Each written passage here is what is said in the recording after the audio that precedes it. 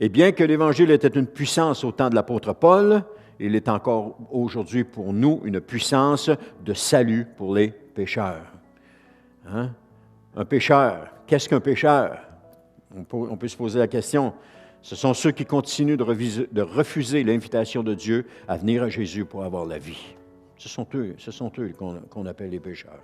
Ils refusent l'invitation de Dieu parce que Dieu nous appelle, chacun, il nous appelle. Il vous a appelé, il m'a appelé, il nous appelle, et il appelle encore des gens qui sont à l'extérieur. Il les appelle à venir à lui. Et les gens ont le choix, comme vous et moi, on avait le choix de dire « Oui, Seigneur, je viens à toi » ou de dire « Non, j'y vais pas ». Et chacun de nous, on a reçu un appel, mais elle est différente. Elle est différente. Elle ne s'est pas produite pareil, elle ne s'est pas produite de la même façon, elle ne s'est pas produite non plus dans le même temps, elle est complètement différente. Mais nous avons tous reçu un appel. Et qu'est-ce que nous avons fait? Nous avons répondu à cet appel. Nous avons dit « Oui, Seigneur, me voici ». Me voici. Dans nos mots, bien entendu, ce n'était peut-être pas ces mots-là, mais nous avons dit « Oui, Seigneur, me voici ». Et on est venu à Jésus. Qu'est-ce que Jésus a fait? On a confessé nos péchés. Qu'est-ce que Jésus a fait? Il nous a pardonnés.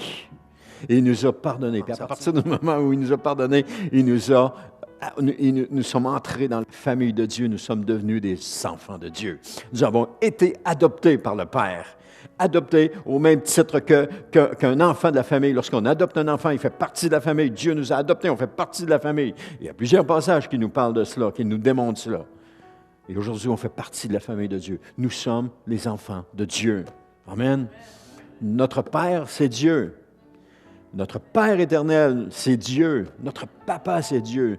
Jésus est notre frère, parce que Jésus lui-même dit, dans Hébreu, qu'il n'a pas honte d'être appelé notre frère. Il n'a pas honte de cela. Il est fier de cela.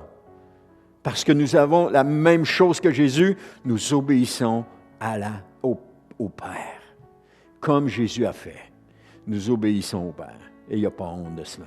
Amen. Il ne faut pas avoir honte d'obéir au Père.